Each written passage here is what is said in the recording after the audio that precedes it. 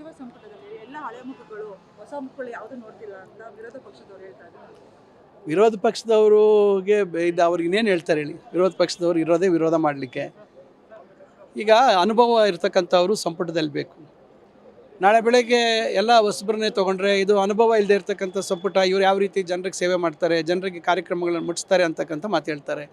ನಾವು ಏನು ಮಾಡಿದ್ರೂ ಅದರಲ್ಲಿ ಮೊಸರಲ್ಲಿ ಏನೋ ಇದು ಹುಡ್ಕೋವಂಥ ಕೆಲಸ ಆಗುತ್ತೆ, ಕಲ್ಲು ಹುಡ್ಕೋವಂಥ ಕೆಲಸವನ್ನು ಮಾಡ್ತಾರೆ. ಅದರಿಂದ ವಿರೋಧ ಪಕ್ಷದವ್ರ ಹೇಳಿಕೆಗಳೆಲ್ಲ ನಾವು ಹೆಚ್ಚು ಅದಕ್ಕೆ ಇದು ಕೊಡೋಂಥ ಅವಶ್ಯಕತೆ ಇಲ್ಲ, ಬೆಲೆ ಕೊಡೋಂಥ ಅವಶ್ಯಕತೆ ಇಲ್ಲ. ಏನು ಇವತ್ತು ಅನುಭವ ಇರ್ತಕ್ಕಂಥವ್ರು ಇರಬೇಕು,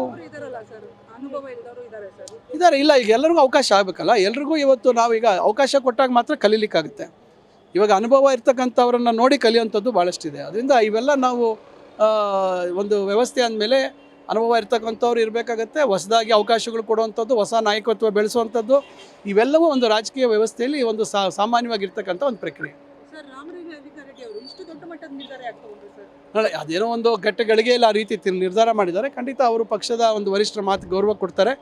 ಅವರು ಪಕ್ಷದ ಚೌಕಟ್ಟಿನಲ್ಲಿ ಅವ್ರು ಇರ್ತಾರೆ. ಯಾವುದೇ ರೀತಿ ಅದನ್ನು ಮತ್ತಷ್ಟು ಉಳ್ಬಣ ಮಾಡ್ತಕ್ಕಂಥ ಕೆಲಸ ಮಾಡೋದಿಲ್ಲ ಅಂತಕ್ಕಂಥ ವಿಶ್ವಾಸ ಇದೆ. ಅವ್ರು ಭಾಳ ಜವಾಬ್ದಾರಿತ್ವದಂಥ ನಾಯಕರು. ನಮಗೆ ಪಕ್ಷಕ್ಕೆ ಅವರ ಅವಶ್ಯಕತೆ ಭಾಳ ದೊಡ್ಡ ಮಟ್ಟದಲ್ಲಿ ಅವಶ್ಯಕತೆ ಇದೆ. ನೋಡೋಣ, ಈಗ ಒಂದು ಕೆಟ್ಟ ಗಳಿಗೆಯಲ್ಲಿ ಯಾರು ಏನು ಬೇಕಾದ್ರೂ ಮಾತಾಡ್ಬೋದು. ನಾವು ಮಾತಾಡ್ಬೋದು, ನೀವು ಮಾತಾಡ್ಬೋದು, ಎಲ್ಲರೂ ಮಾತಾಡ್ಬೋದು.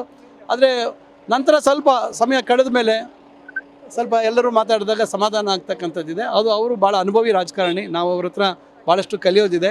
ಅದರಿಂದ ಖಂಡಿತ ಅವರು ಅವರ ಜವಾಬ್ದಾರಿಯನ್ನು ಅರ್ಥಕೊಂಡಿದ್ದಾರೆ ಮತ್ತು ಅವರು ಪಕ್ಷದ ವರಿಷ್ಠರ ಬಗ್ಗೆ ಕೂಡ ಭಾಳಷ್ಟು ಅವರಿಗೆ ಗೌರವ ಇದೆ.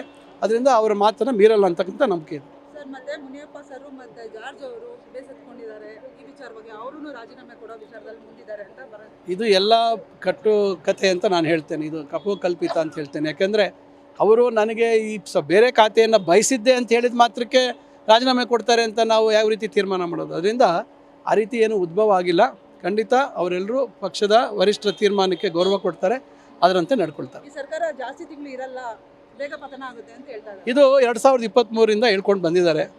2028ಕ್ಕೂ ಮತ್ತೆ ನಮ್ಮ ಸರ್ಕಾರ ಬಂದಾಗ ಮತ್ತೆ ಅದನ್ನೇ ಮಾತಾಡೋಕ್ಕೆ ಕೆಲಸ ಮಾಡ್ತಾರೆ. ಅವರಲ್ಲಿ ಮೊದಲು ಅವರು ಒಗ್ಗಟ್ಟಾಗಿ ಒಂದು ವಿರೋಧ ಪಕ್ಷವಾಗಿ ಕೆಲಸ ಮಾಡುವಂಥದ್ದು ಅವ್ರು ಮಾಡಿದ್ರೆ ಬಹುಶಃ ಅವ್ರಿಗೂ ಶೋಭೆ ತರ್ತದೆ. ಜನ ನಮಗೆ 5 ವರ್ಷಕ್ಕೆ ಅಧಿಕಾರ ಕೊಟ್ಟಿದ್ದಾರೆ, ಅವಕಾಶ ಕೊಟ್ಟಿದ್ದಾರೆ. 5 ವರ್ಷ ನಾವು ನಮ್ಮ ಕಾರ್ಯಕ್ರಮಗಳನ್ನು ಏನು ನಾವು ಪ್ರಣಾಳಿಕೆಯಲ್ಲಿ ಘೋಷಣೆ ಮಾಡಿದ್ದೀವಿ ಅದನ್ನು ನಾವು ಅನುಷ್ಠಾನ ಮಾಡ್ತಾಯಿದ್ದೀವಿ. ಮತ್ತು ನಾವು ಮೌಲ್ಯಮಾಪನಕ್ಕೆ ಹೋಗ್ತೀವಿ. ಮತ್ತು 2028 ಜನರ ಮುಂದೆ ಹೋಗ್ತೀವಿ. ಜನ ತೀರ್ಮಾನ ಕೊಡ್ತಾರೆ. ನಮಗೆ ನಂಬಿಕೆ ಇದೆ. ನಾವು ಜನರಿಗೆ ಏನು ಆಶ್ವಾಸನೆ ಭರವಸೆ ಕೊಟ್ಟಿದ್ವಿ ಅದನ್ನು ನಾವು ಸಂಪೂರ್ಣವಾಗಿ ಅದನ್ನು ಅನುಷ್ಠಾನ ಮಾಡಿದ್ದೀವಿ ಮತ್ತು ಇನ್ನೂ ಭಾಳಷ್ಟು ಮಾಡ್ತಾಯಿದ್ದೀವಿ.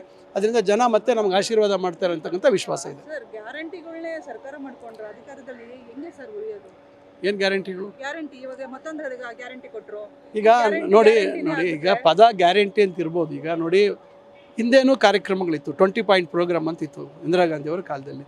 ಇವತ್ತು ಹೆಸರು ಬದಲಾಗಿದೆ ಅಷ್ಟೇ. ಈಗ ಕಾರ್ಯಕ್ರಮಗಳನ್ನು, ಯೋಜನೆಗಳನ್ನು ಗ್ಯಾರಂಟಿ ಅಂದರೆ ಜನಕ್ಕೆ ಒಂದು ನಂಬಿಕೆ ಬರೋ ರೀತಿಯಲ್ಲಿ ನಾವು ಇಂಥ ಯೋಜನೆಯನ್ನು ತರ್ತಾಯಿದ್ದೀವಿ ಅಂತ ಹೇಳುವಂಥದ್ದು ಅಷ್ಟೇ ಬಿಟ್ಟರೆ ಪದ ಗ್ಯಾರಂಟಿ, ನೀವು ಗ್ಯಾರಂಟಿ ಅನ್ನೋ ಪದನೇ ತಪ್ಪು ಅಂತ ಹೇಳಿಬಿಟ್ರೆ ಹೇಗಾಗುತ್ತೆ? ಈಗ ಮಾನ್ಯ ನರೇಂದ್ರ ಮೋದಿ ಅವರು ಏನೋ ಹೇಳ್ತಾ ಇದ್ದಾರೆ. ಇವತ್ತು ವೆಸ್ಟ್ ಬೆಂಗಾಲಲ್ಲಿ, ಪಶ್ಚಿಮ ಬಂಗಾಳದಲ್ಲಿ ಏನೆಲ್ಲ ಭರವಸೆಗಳು ಕೊಟ್ಟಿದ್ದಾರೆ, ಯಾವ್ಯಾವ ರಾಜ್ಯದಲ್ಲಿ ಏನೆಲ್ಲ ಭರವಸೆಗಳು ಕೊಟ್ಟಿದ್ದಾರೆ. ಅದರಿಂದ ಭರವಸೆಗಳಿಗೆ ಜನರ ಒಂದು ನಂಬಿಕೆಯನ್ನು ಗಳಿಸುವಂಥದ್ದಕ್ಕೆ ಪದಕ್ಕೆ ಒಂದು ಆಂಗ್ಲ ಭಾಷೆಯ ಗ್ಯಾರಂಟಿ ಅಂತಕ್ಕಂಥದ್ದು ಪದವನ್ನು ಬಳಸ್ತಾ ಇದ್ದಾರೆ ಅಷ್ಟೇ. ನೋಡೋಣ, ಇವತ್ತು ಕಾರ್ಯಕ್ರಮಗಳು ಅಂತ ನಾನು ಹೇಳ್ತೀನಿ, ಅಥವಾ ನೀವು ಗ್ಯಾರಂಟಿ ಅಂತ ಅಂದ್ಕೊಂಡ್ರೆ ಗ್ಯಾರಂಟಿ ಅಂತಲೇ ಹೇಳ್ತೀನಿ.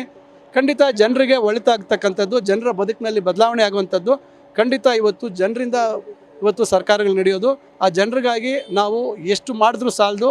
ಅವರ ಒಂದು ಆಶೀರ್ವಾದ ಪಡೆದು ನಾವು ಸರ್ಕಾರ ನಡೆಸ್ತೀವಿ. ಅದರಿಂದ ಜನರ ಒಳಿತಿಗಾಗಿ ಏನೆಲ್ಲ ಕಾರ್ಯಕ್ರಮಗಳು ಸಾಧ್ಯ ಆಗುತ್ತೆ ಅಷ್ಟೆಲ್ಲ